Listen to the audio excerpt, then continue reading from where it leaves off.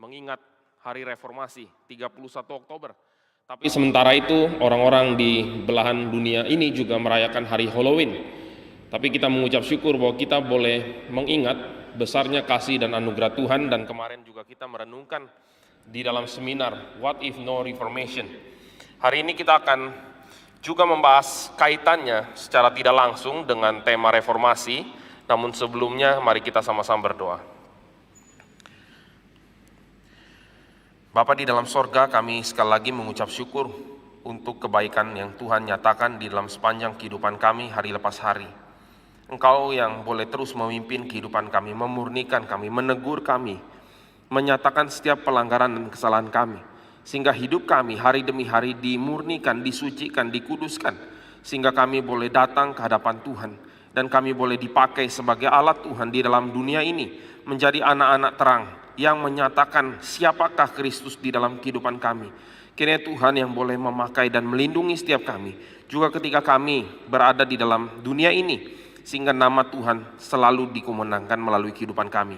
Terima kasih Bapa di dalam sorga, berkatilah perenungan firman Tuhan pada hari ini. Dalam nama Tuhan Yesus Kristus kami berdoa.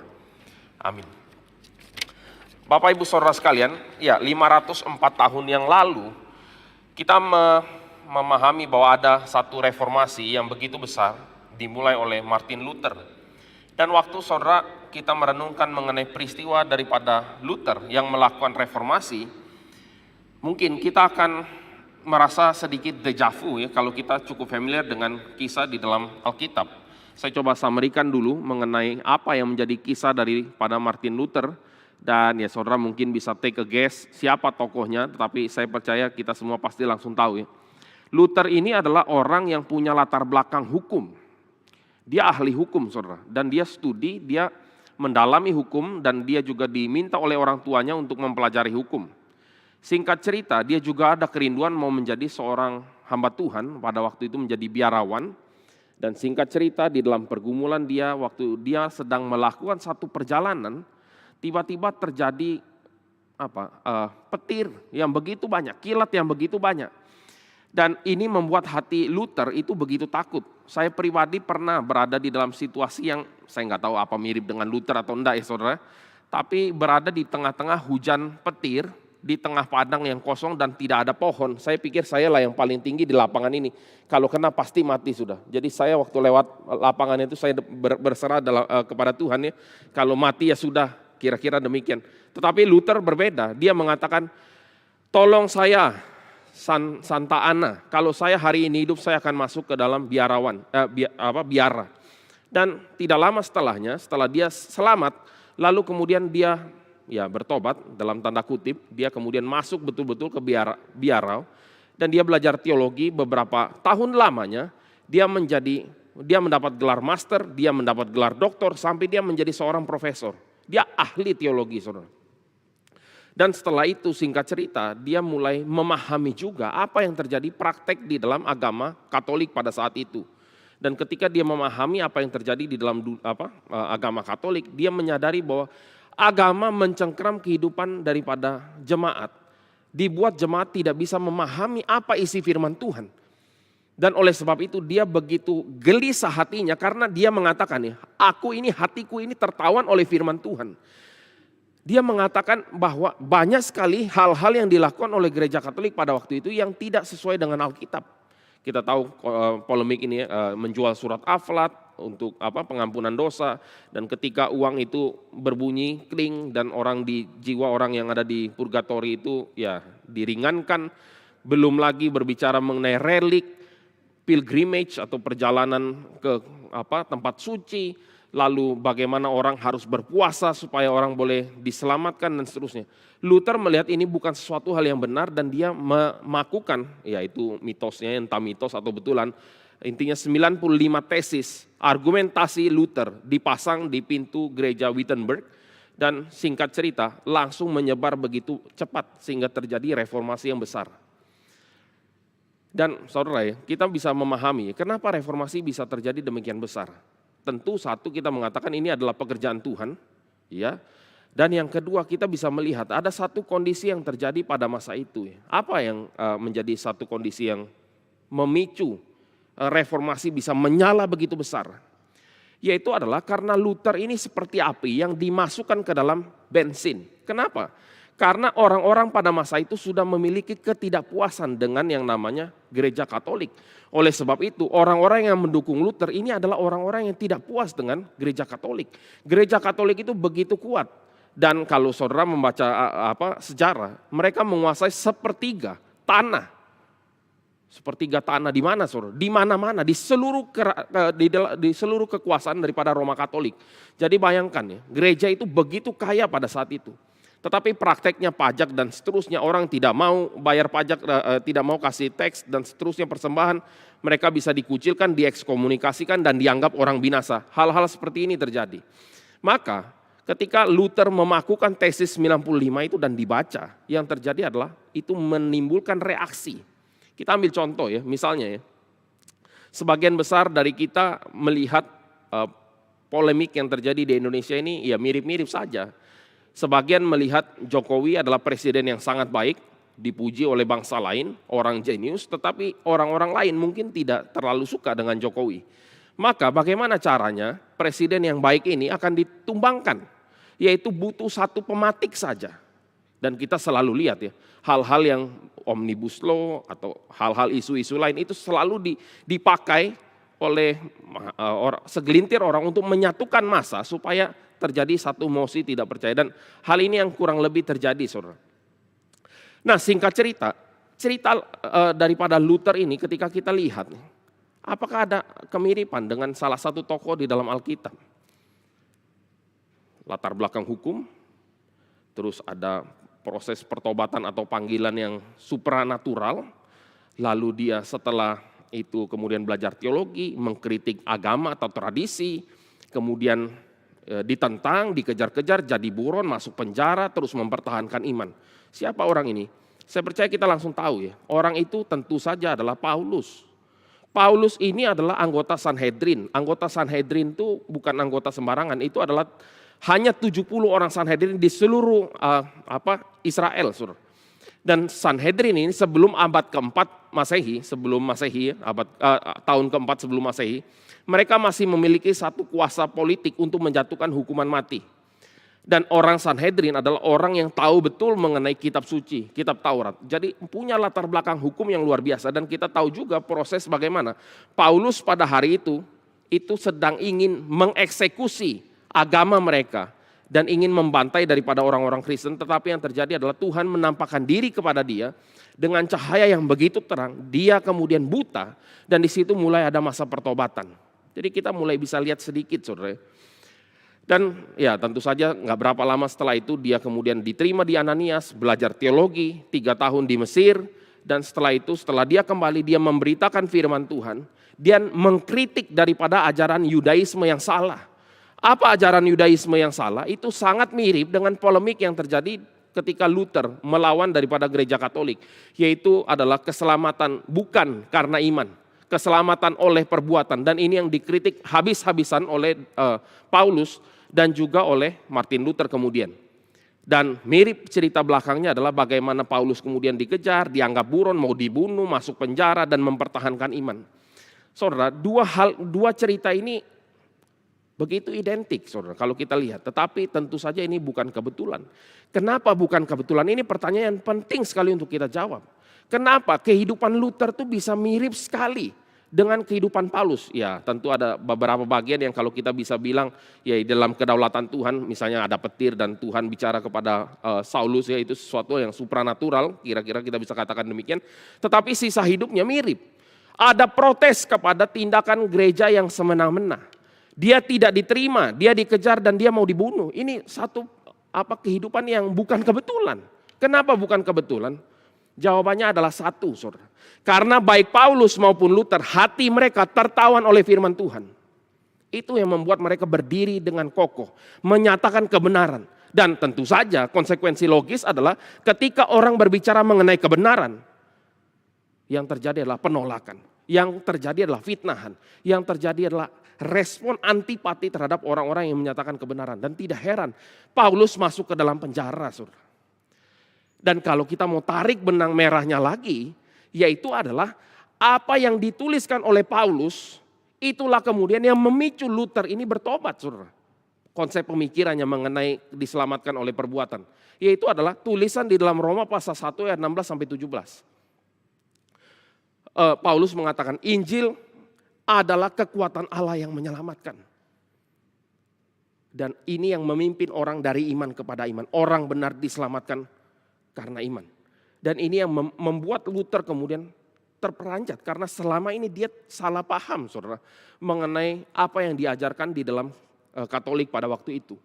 Dan kita lihat, saudara, jadi kalau kita simpulkan secara sederhana. Kalau misalnya hari itu Luther tidak membaca surat Roma, dia mungkin konsepnya masih salah. Jadi untuk seseorang bisa memiliki satu pengertian yang benar, dikoreksi hanya oleh firman Tuhan. Saudara. Di dalam hidup ini kita tahu ya, kita memiliki banyak standar, kita punya banyak prinsip, kita punya banyak falsafah hidup. Misalnya, ambil contoh sederhana ya, sebelum nanti kita bahas bagian yang dari tulisan Paulus. Falsafah hidup misalnya ya, kalau saya disakiti orang, saya tidak simpan dalam hati, saya langsung keluarkan saja. Itu contoh falsafah hidup ya. Kalau saya marah, saya tidak tahan-tahan, nanti sakit jantung, saya mati. Lebih baik saya lempahkan saja. Itu falsafah hidup seseorang, bisa saja saudara. Atau kalau ada orang baik sama saya akan lebih baik sama dia. Kalau ada orang jahat sama saya akan jauh lebih jahat sama dia. Ya, ini kira-kira saudara, falsafah hidup. Saya tidak boleh dihina. Kalau dihina saya akan berusaha lebih kuat lagi dan seterusnya. Falsafah hidup mungkin bisa banyak saudara. Tetapi pertanyaan yang sederhana adalah apakah itu berlandaskan dari kitab suci atau bukan. Oleh sebab itu, poin pertama yang kita bisa lihat ya, dari komparasi sedikit antara Luther dengan Paulus, kita bisa lihat bagaimana hidup mereka diubah oleh firman. Dan falsafah hidup yang palsu itu ketika dikontraskan dengan firman Tuhan, itu akan gugur dengan sendirinya.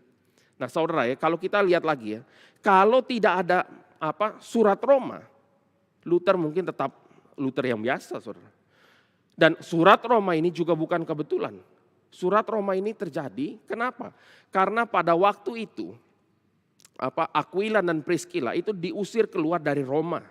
Mereka diusir keluar oleh Raja Claudius pada tahun 49. Diusir keluar, semua orang Yahudi di Roma diusir keluar.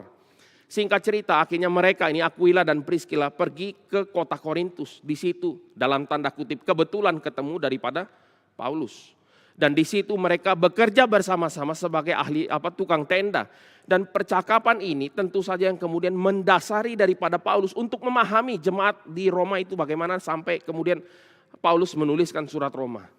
Jadi kita bisa lihat ya, reformasi tahun 1517 itu dipersiapkan jauh sebelumnya. Tuhan di dalam kedaulatannya sudah menentukan satu persatu hal.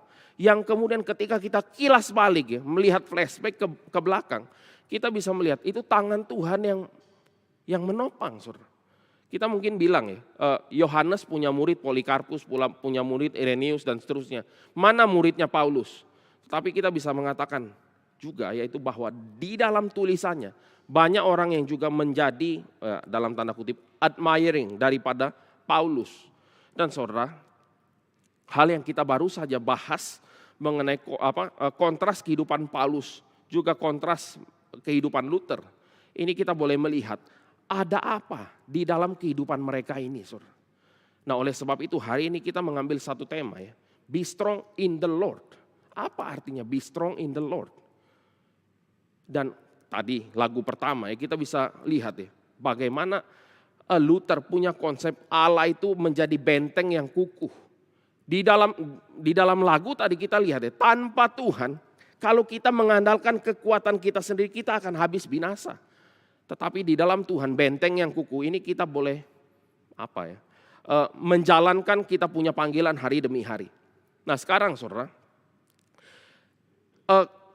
hal yang kita mau bahas adalah sekali lagi, be strong in the Lord. Ini ada di dalam Efesus pasal 6 ayat yang ke-10. Kita akan lihat ya, Efesus pasal 6. Ayat yang ke-10,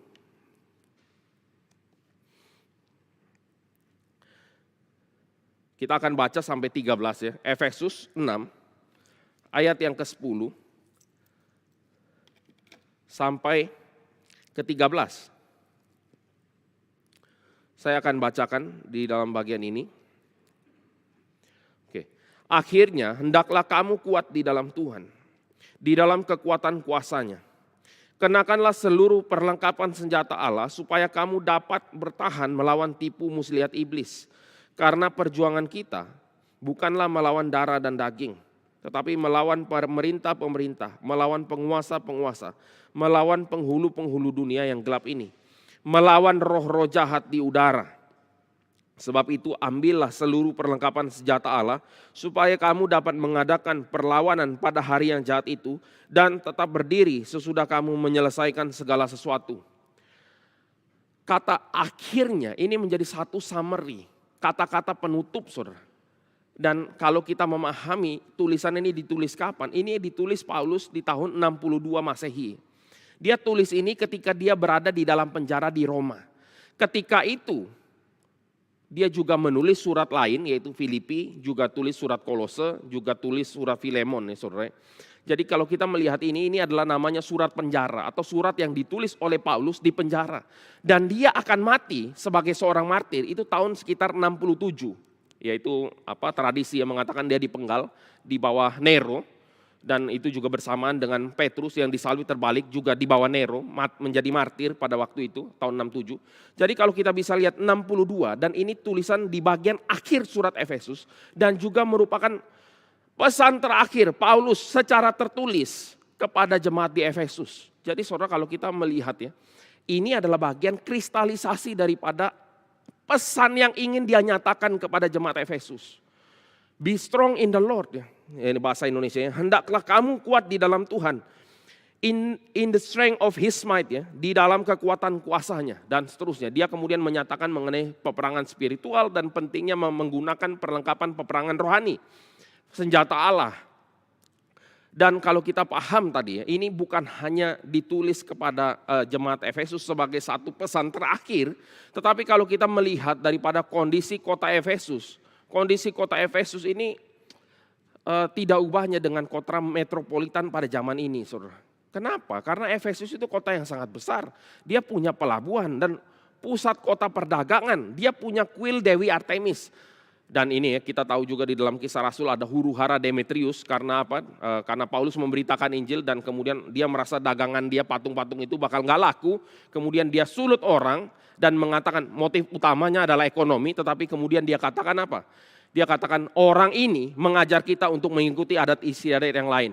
Padahal motifnya uang, saudara. Nah singkat cerita, ini adalah pusat daripada penyembahan Dewi Artemis dan kita juga tahu Dewi Artemis, pusat penyembahan Dewi Artemis ini include dengan yang namanya pelacur bakti, saudara. Mereka, mohon maaf ya, itu ada proses seperti itu di mana mereka mencari uang daripada pedagang-pedagang yang datang ke kota Efesus.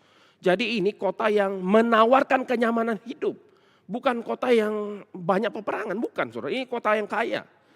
Dan oleh sebab itu Paulus mengatakan ya, peperangan kita ini bukan melawan darah dan daging. Peperangan kita ini melawan daripada penghulu-penghulu atau iblis-iblis, saudara. Peperangan spiritual. Dan sebelum kita masuk lebih jauh di dalam bagian ini, saya akan ajak kita sedikit flashback ya. Ini memang sedikit lihat ke dalam perjanjian lama. Kata be strong itu tidak muncul secara sembarangan. Di dalam perjanjian lama, frase be strong, ya, kuatlah, itu hanya muncul 14 kali saja. 9 kali dalam konteks bagaimana Yosua yang akan masuk ke dalam Kanaan itu diberikan kekuatan melalui Musa ya. Tuhan bilang kepada Musa, Musa bilang kepada Yosua, juga Musa bilang kepada Israel, dan kemudian di dalam Yosua pasal 1 3 kali Tuhan bilang, kuatkan dan teguhkanlah hatimu. Terus dikatakan seperti itu. Dan kemudian di dalam pasal 10, waktu menjadi peperangan yang paling besar, klimaks dari peperangan di dalam kitab Yosua. Yosua katakan, kuatkan dan teguhkanlah hatimu. 9 kali, saudara. Total berbicara apa? Bagaimana Yosua itu akan masuk ke dalam peperangan bersama orang Israel. Sisanya, saudara, itu juga adalah 2 kali Daud menyatakan pesan terakhir kepada Salomo untuk membangun bait Allah. Kuatkan dan teguhkanlah hatimu. Pesan terakhir dari Daud sebelum dia mati. Yang lain adalah di dalam Mazmur keluar 2 kali. Itu juga di dalam perlindungan Tuhan atas orang musuh-musuh yang akan melawan. Dan yang terakhir adalah ketika Hizkia itu didatangi oleh Sanherib yang mau menghancurkan seluruh Israel Selatan. Dan di situ Hizkia mengatakan, kuatkan dan teguhkan hatimu dan Tuhan akan menolong. Jadi kalau kita lihat di sini saudara, kata be strong itu identik dengan satu peperangan, mempersiapkan sesuatu yang begitu besar. Life and death decision saudara. Ini adalah kisah daripada konteks daripada frase be strong dan ini kemudian digunakan oleh Paulus ya. Dan waktu kita renungkan ya mengenai frase be strong, kita ambil contoh saja di dalam Yosua dan di dalam Hizkia. Kenapa Tuhan sampai ngomong 3 kali kepada Yosua di dalam Yosua pasal 1. Kuatkan dan teguhkanlah hatimu, kuatkan dan teguhkanlah hatimu, kuatkan dan teguhkanlah hatimu. Kenapa saudara? Karena peperangan ini bukan peperangan biasa. Peperangan ini adalah peperangan yang secara rasional tidak mungkin dimenangkan. Kita tahu ya tadi pagi Pak Tong juga bicara mengenai orang Israel yang keluar dari Mesir, 600 ribu orang keluar dari Mesir. Dan kemudian mereka mengembara di padang gurun. Mereka ini bukan tentara loh. Mereka ini adalah budak yang kerjaannya hanya, ya dalam tanda kutip hanya ya saudara, hanya berurusan dengan membuat batu, mengolah, membakar rumput dan segala macam. Mereka bukan orang-orang yang ditrain untuk menjadi pasukan elit, bukan. Lebih dari itu, 600 ribu itu laki-laki. Generasi pertama semua mati di padang gurun. Hanya generasi yang kedua. Jadi kalau kita bayangkan ya, generasi pertama adalah budak. Oh mungkin nih sebagai budak ototnya kuat-kuat. Kita bisa ngomong begitu ya, mungkin saja. Ini kayak orang pasukan Sparta ya, ototnya jadi semua. Kita bisa pikir gitu, tapi semua itu mati. Generasi 1 mati semua. Sisanya adalah yang lahir di padang gurun. Bayangkan mereka di padang gurun mau ngapain saudara. Dan inilah pasukan dari Yosua. Bukan hanya itu ya. Yosua ini 600 ribu, satu bangsa yang sangat kecil melawan 7 bangsa yang besar. 1 lawan 7 itu tidak masuk akal. Saudara. 1 lawan 7 bangsa tidak masuk akal. Dan bukan hanya itu ya, ketika mata-mata dikirim, mata-mata yang datang kembali mereka bilang apa? Kami ini cuma seperti belalang di hadapan mereka. Mereka orang-orang yang besar, orang-orang perkasa. Dan ketika kita melihat laporan semacam ini, kita bisa tahu ya, tentu saja respon logis orang ya saudara kalau menghadapi situasi seperti ini adalah kecut dan tawar hati. Kecut dan tawar hati kenapa? Karena kita rasa kita tidak mungkin menang saudara. Kita rasa kita pasti dalam kebahayaan yang besar. Atau kita ambil contoh sederhana sekali lagi. Di dalam masa politik di Indonesia, misal ambil contoh ya, kita tahu ternyata orang nasionalis tinggal 10 sampai 5-10%. Lalu akan masuk ke dalam periode pemilu pilih presiden dan misalnya dikuasai oleh sisanya adalah orang-orang yang pro khilafah atau khalifah dan seterusnya ya. Hati kita rasanya kayaknya no hope ya. Kayaknya kecut hati ini. Kayaknya apapun yang terjadi tidak bisa berubah. Misal saudara, maka itu ada kecut dan tawar hati atau kalau kita ambil contoh kontemporer ya. Baru-baru ini kan sangat populer film seri Squid Games ya. Saudara mungkin sudah nonton beberapa, mungkin juga ada yang ya cuma dengar dari berita. Nah kalau kita ambil contoh ya, Squid Game ini kan permainan life and death. Misalnya ya saudara berada di kelompok yang harus tarik tambang saudara. Dan kayaknya kecil-kecil semua, lawannya 10 orang gede-gede semua saudara. Itu perasaan kecut dan tawar hati. Kayaknya tidak mungkin hidup, pasti mati punya. Maka kita bisa ambil satu konklusi sederhana ya. Orang kecut dan tawar hati itu kenapa penyebabnya? Karena mereka hanya lihat diri. Dan bukankah tadi Luther juga sudah mengatakan, kalau kita lihat kita punya diri, kita pasti akan hancur, habis binasa. Oleh sebab itu kalimat ini muncul ya, be strong in the Lord. Be strong ya, ini kalimat yang muncul di PL adalah be strong, be strong. Dan saudara ya, kalau kita bicara lagi mengenai peperangan, peperangan ini adalah life and death decision. Salah ambil keputusan itu bisa fatal sekali saudara. Dan Tuhan Yesus di dalam Lukas ya, di dalam Lukas 14 ayat 31 dan 32 ya, waktu mengajar segala sesuatu itu ada harga, bahkan untuk mengikut aku engkau harus tahu apa harga yang harus kau bayar. Di dalam contoh-contoh yang Tuhan Yesus katakan adalah seorang raja, dia akan menghitung dia punya kekuatan pasukan sebelum memutuskan untuk berperang atau tidak. Kalau dia hanya punya 10.000 pasukan dan tentara yang datang 20.000, dia harus tentukan dia bisa menang atau tidak. Kalau tidak bisa menang, dia akan mengutus utusan selama raja musuh itu masih jauh supaya menanyakan syarat-syarat perdamaian. Ini kalau rajanya aware atau sadar ada bahaya peperangan di depan, saudara. Tetapi pertanyaan yang lebih penting atau krusial ya, di dalam kehidupan kita adalah, pertanyaannya adalah, apakah kita merasa ada peperangan, saudara? Atau kita merasa kayaknya everything so far so good nih, nggak ada masalah ya, hidup kayak saya juga baik-baik saja, nggak ada masalah apapun, kenapa harus rasa kecut dan tawar hati? Saya ada satu ilustrasi ya, di dalam Alkitab memberikan satu ilustrasi yang baik sekali menurut saya untuk kita merenungkan bagian ini. Sekitar tahun 550 sebelum Masehi, seorang raja namanya Nabonidus ya, itu mengambil satu keputusan untuk mendukung Sirus kedua. Sirus kedua pada waktu itu sedang di dalam pergulutan politik, dia sebagai orang Persia itu bergelut dengan media kerajaan yang lebih besar daripada Persia. Lalu Nabonidus itu memutuskan untuk mendukung Sirus kedua. Singkat cerita, Sirus kedua menjadi raja atas media Persia pada tahun 550 sebelum Masehi. Dan kekuasaan Sirus setelah itu tidak terbendung lagi. Dia menguasai seluruh daerah dan dia begitu kuat raja ini. Kemudian singkat cerita ya, pada tahun 539 Nabonidus itu memiliki satu orang co-regent namanya Belshazzar ya. Itu kalau saudara baca Daniel pasal 6, 5, 6 kita bisa notice itu ya. Belshazzar ini adalah co-regent ya. Co-regent itu adalah memerintah bersama-sama dan Nabonidus sendiri pergi ke tempat lain entah berperang atau apa. Yang tertinggal di kota, pusat kota Babel itu adalah Belshazzar. Dan dia adalah seorang ahli perang. Dia adalah seorang ahli perang. Tetapi saudara, pada tahun 539 pasukan Sirus itu datang bukan dengan gegap gempita, bukan. Mereka datang dengan begitu senyap. Dan mereka melakukan satu trik yang dicatat oleh Herodotus, seorang sejarawan ya daripada Greek, itu mencatat bahwa yang dilakukan oleh Sirus adalah dia memanipulasi aliran sungai Efrat ya. Kemudian sungai itu menjadi begitu landai dan sungai ini adalah sungai yang membelah daripada kota daripada Babel. Dan singkat cerita, mereka pasukan itu dengan senyap masuk pelan-pelan sampai ke pusat kota. Coba bayangkan, ini bahaya yang sudah besar sekali loh ini. Kenapa? Karena pasukan musuh itu sudah di dalam jantung kota, bayangin. Tapi apa yang dilakukan Belshazzar? Yang dilakukan Belshazzar adalah dia sedang pesta pora dan mengambil daripada perkakas bait Allah untuk minum-minum, saudara.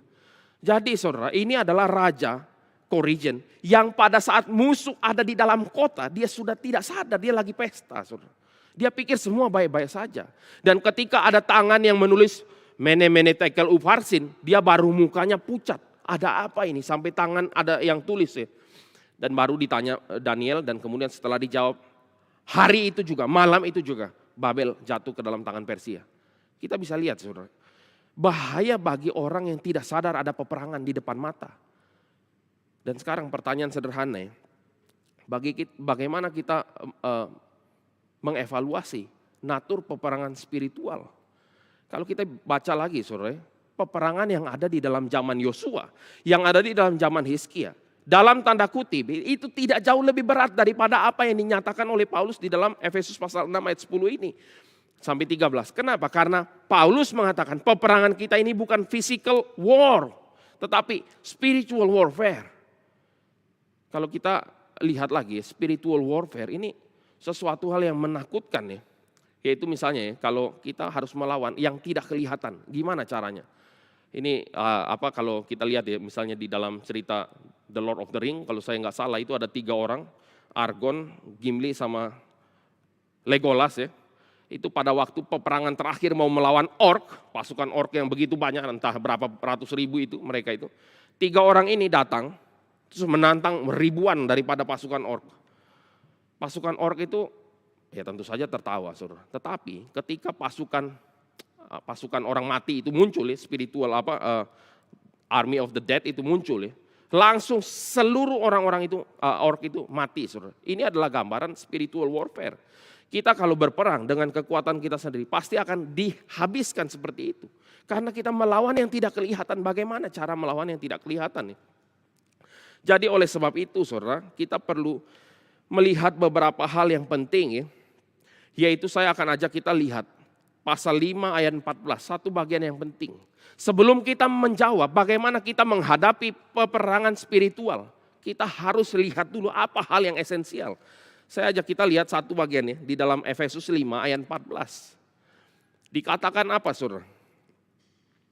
Itulah sebabnya dikatakan, bangunlah hai kamu yang tidur, dan bangkitlah dari antara orang mati, dan Kristus akan bercahaya atas kamu.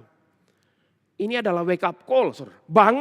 Bangun kamu yang tidur, bangkit dari antara orang mati, dan Kristus akan bercahaya atas kamu. Ini wake up call saudara. Orang mati tidak pernah tahu bahwa dia itu sudah mati, saudara.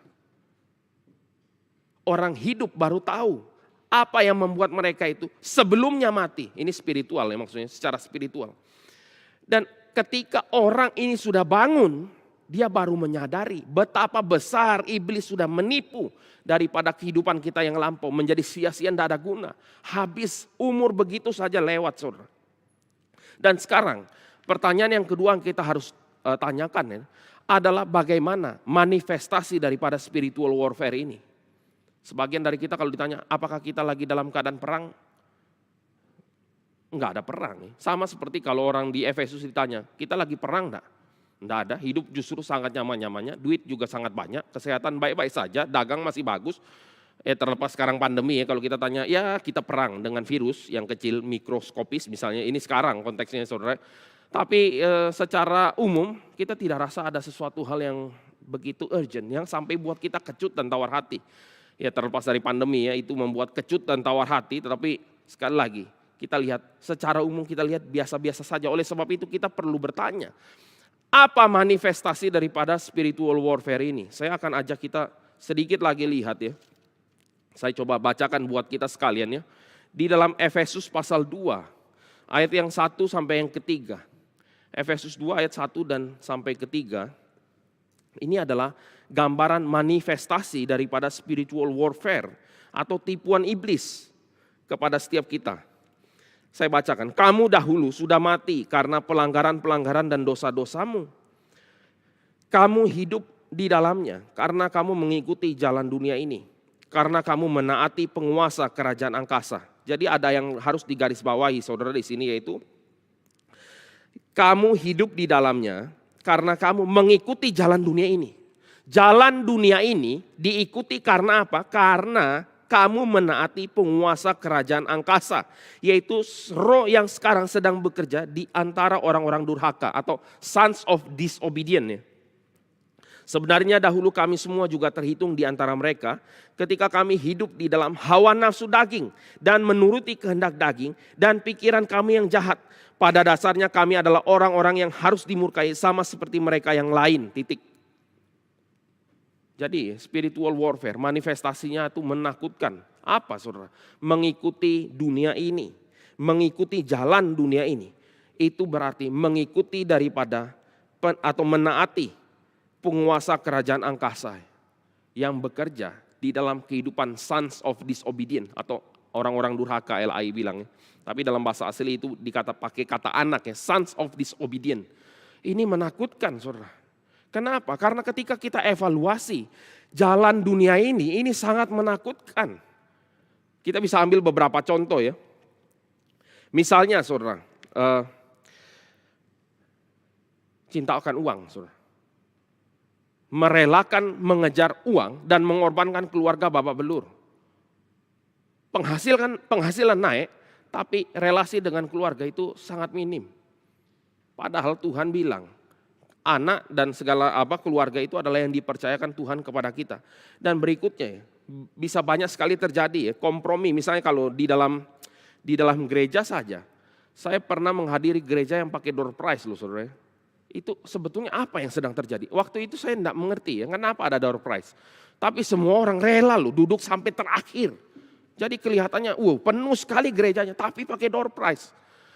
Kalau door prize-nya kecil ya orang pulang aja, ya cuman apalah, dulu ada USB nggak terlalu menarik ya USB. Dulu kalau handphone ya door prize-nya orang tahan dulu sampai terakhir. Sudah berkat juga nggak pergi-pergi. Biasa kan udah berkat selesai pada bubar, saudara. Ini enggak, semua ada di situ karena ada door prize, saudara. Ini mengikuti zaman ini.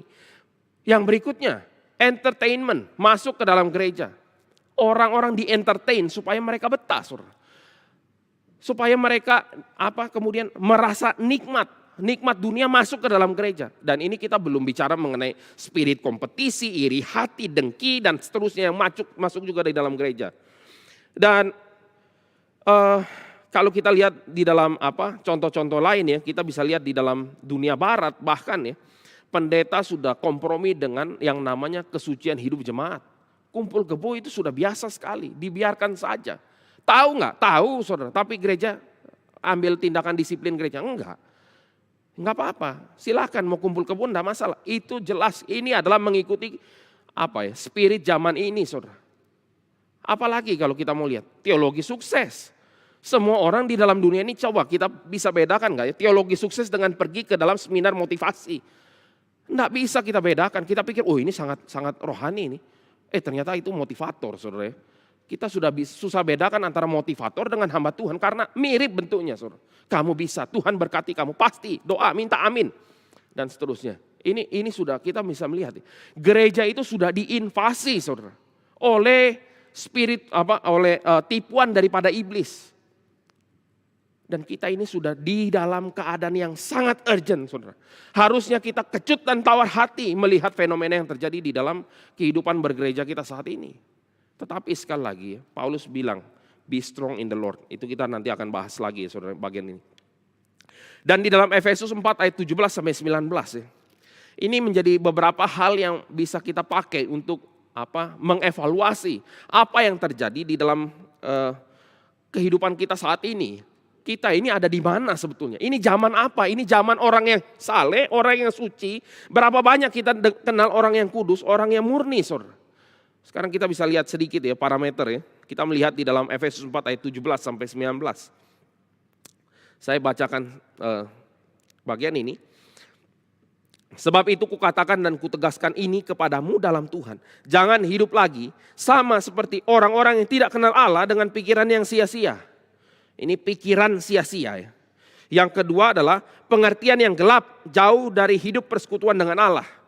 Jadi dia punya pengertian gelap karena jauh dari persekutuan dengan Tuhan, karena kebodohan dan yang ada di dalam mereka dan karena kedegilan hati mereka. Ini pikiran dan pengertian nih jadi satu. Yang kedua perasaan mereka tumpul sehingga mereka menyerahkan diri kepada hawa nafsu dan mengerjakan dengan serakah segala macam kecemaran.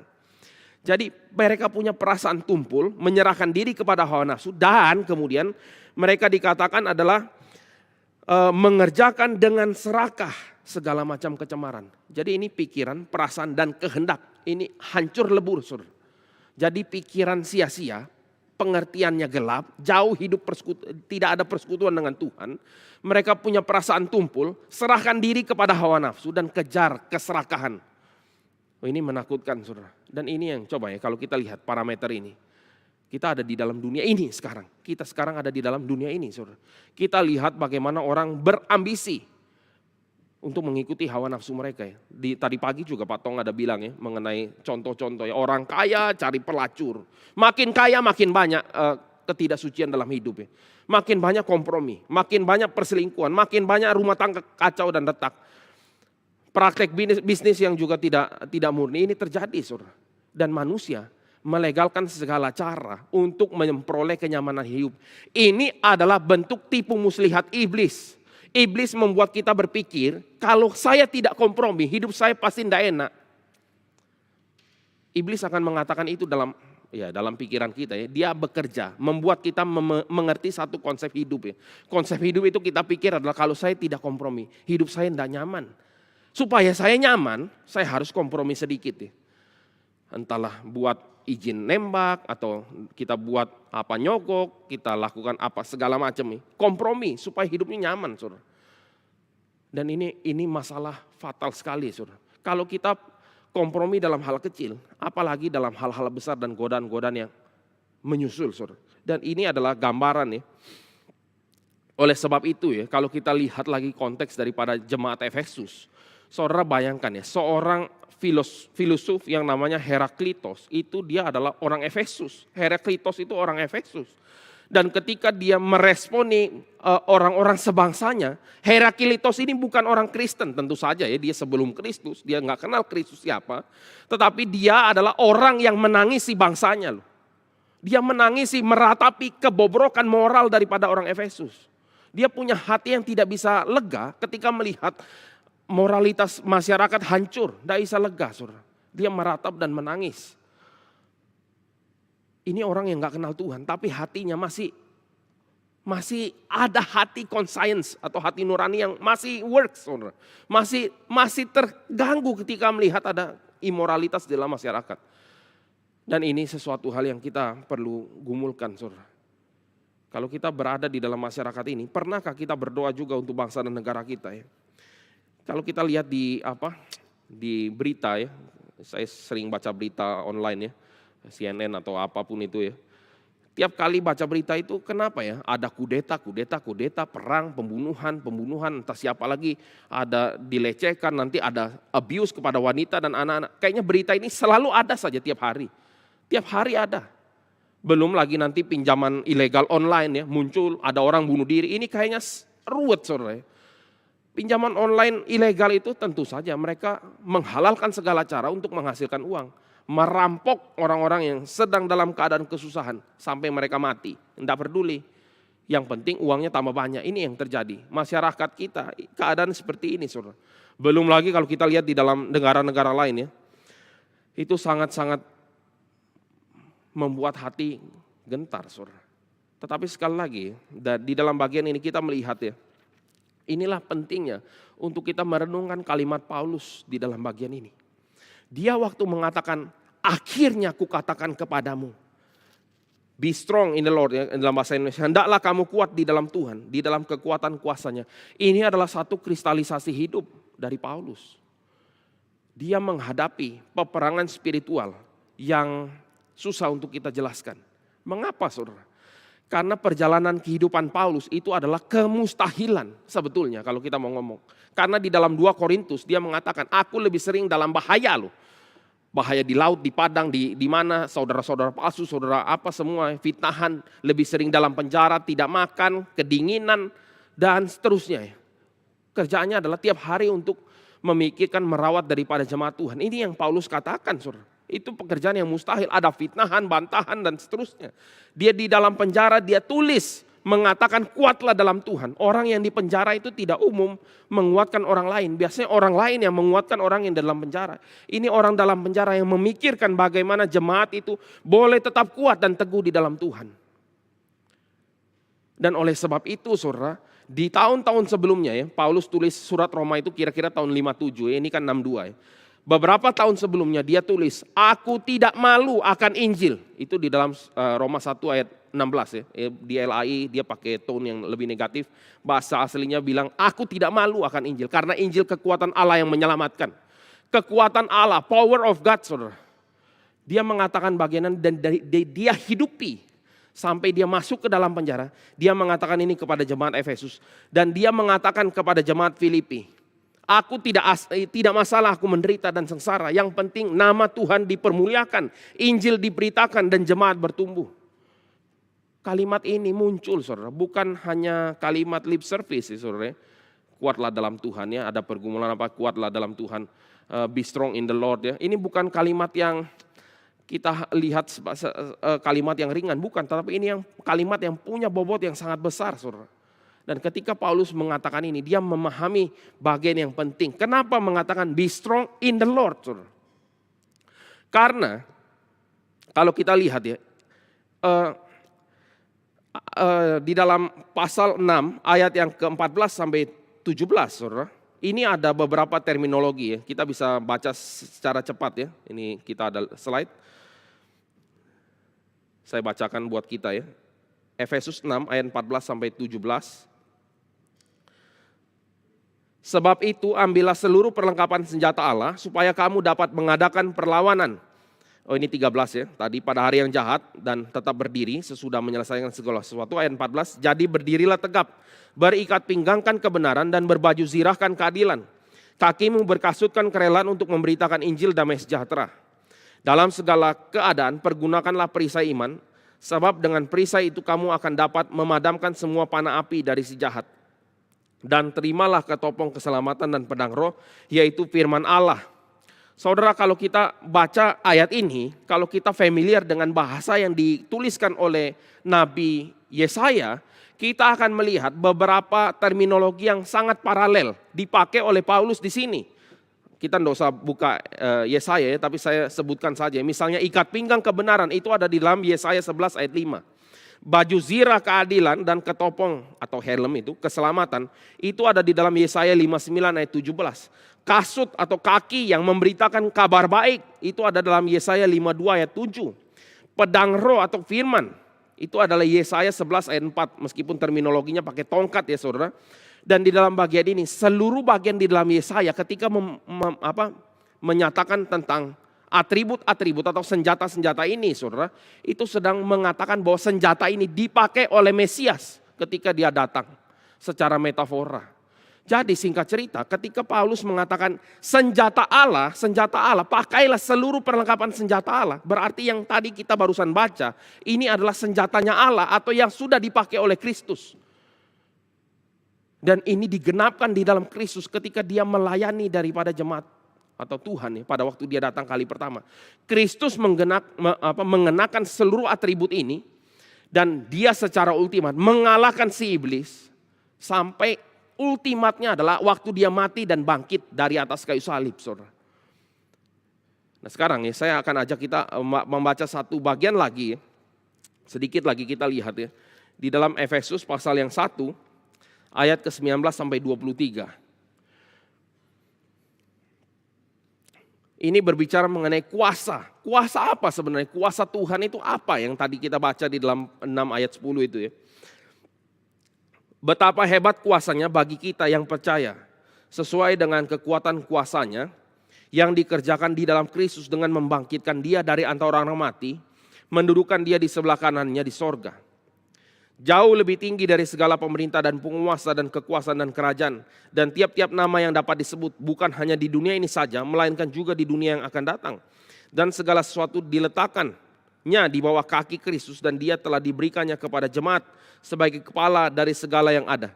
Jemaat yang adalah tubuhnya, yaitu kepenuhan dia yang memenuhi semua dan segala sesuatu. Jadi Paulus memahami bahwa be strong in the Lord, in the strength of his might. Apa might atau kuasa Tuhan itu apa? Kuasa yang dinyatakan oleh di dalam kehidupan Kristus, yaitu bagaimana dia mati dan bangkit dan kemudian exalt, dia ditinggikan sampai semua kuasa itu di bawah kaki Kristus. Inilah yang Paulus maksudkan, saudara. Bagaimana kita bisa menghadapi spiritual warfare ini di dalam keseharian kita tiap hari, saudara. Kita ada godaan, ada tantangan, ada cobaan. Setiap hari kita akan hadapi. Tiap hari ada spiritual warfare. Ada saja stimulasi untuk kita itu tergoda, saudara.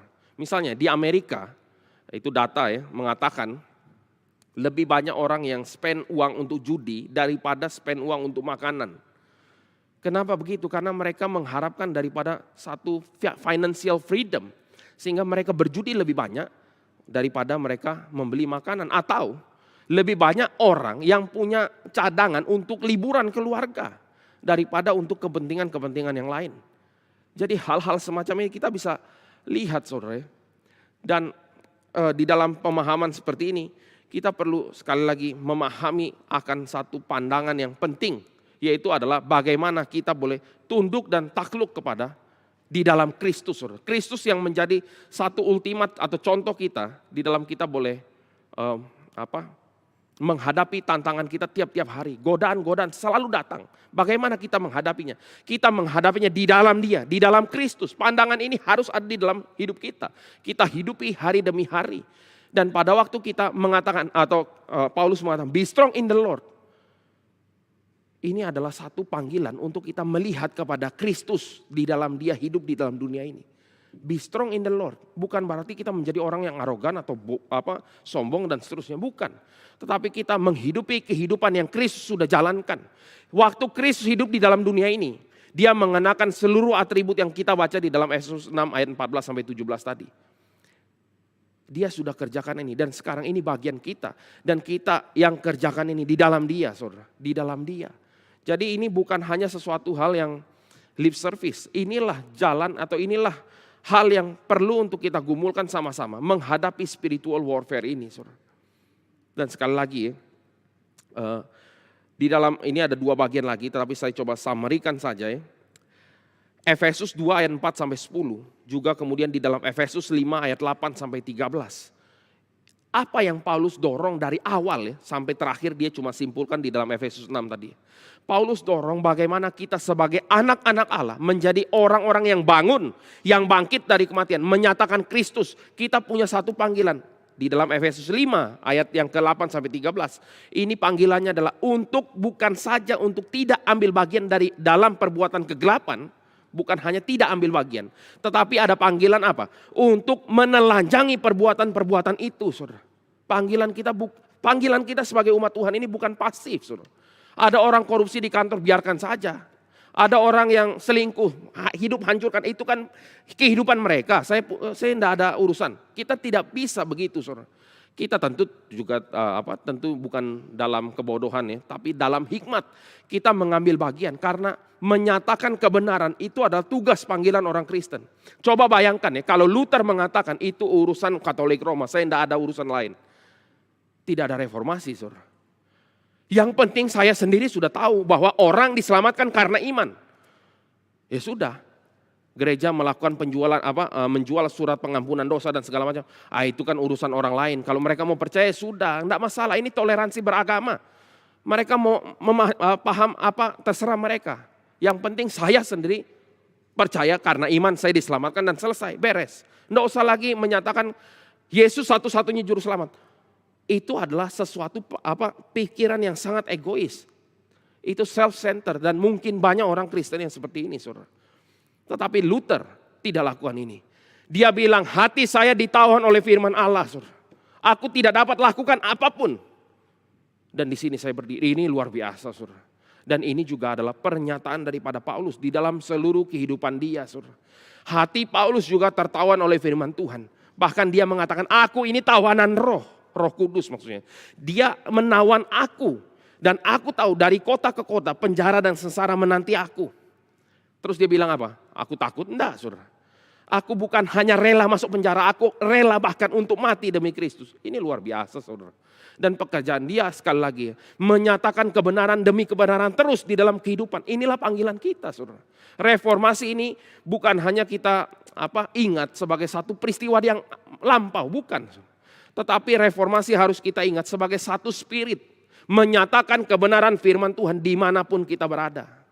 Jadi ini bukan panggilan untuk play safe, saudara. Ini bukan panggilan untuk tinggal dalam zona nyaman. Saya sudah kaya, pekerjaan bagus, istri anak baik-baik, sudah selesai. Hidup saya selesai di sini. Bukan, saudara. Hidup kita punya panggilan. Panggilan itu adalah panggilan menelanjangi perbuatan kegelapan. Menyatakan siapa Kristus. Ini panggilan kita. Dan biarlah saudara hari ini ya, ketika kita merenungkan bagian ini, kita juga memahami bahwa seperti yang Petrus pernah katakan, gereja sendiri, penghakiman itu dimulai dari gereja. Dan kemudian Petrus mengatakan dalam 1 Petrus 5 ayat 8, itu singa itu sudah mengaum-ngaum, iblis itu mengaum-ngaum dia. Dia mau mencoba menerkam orang-orang pilihan Tuhan. Kita harus paham, saudara, ini spiritual warfare. Ini bukan game Warcraft atau game apa, bukan, saudara. Ini betul-betul terjadi here and now, sekarang. Ini panggilan kita. Panggilan kita bukan untuk nyaman. Tapi marilah kita sama-sama menyatakan kebenaran, menyatakan firman Tuhan. Dimanapun kita berada, mari kita berdoa. Bapa di dalam sorga, kami sekali lagi mengucap syukur untuk anugerah yang Tuhan berikan kepada setiap kami. Di dalam kegentaran hati kami menyadari Engkau begitu berbelas kasihan di dalam kehidupan kami. Dan Tuhan, kiranya Engkau yang menilik hati kami. Biarlah hati kami ini dibakar oleh karena firman Tuhan. oleh karena cinta akan Tuhan. Biarlah Tuhan yang menggerakkan seluruh keberadaan hidup kami untuk menyaksikan Kristus dimanapun kami berada. Biarlah ya Tuhan, orang-orang juga boleh mengerti kasih yang sudah kami terima di dalam Engkau, yang menebus, menyucikan, menyelamatkan kami, dan yang memampukan kami menjadi anak-anak Tuhan. Dan kira sukacita dan damai sejahtera juga mereka boleh rasakan. Dan pada saat yang bersamaan tolong jaga setiap kami ya Tuhan, untuk kami menghadapi setiap tantangan godaan yang ada di mana saja, baik itu di gereja, di keluarga, di tempat pekerjaan, lingkungan kami. Kiranya Tuhan tolong kami untuk kami boleh menyatakan Kristus.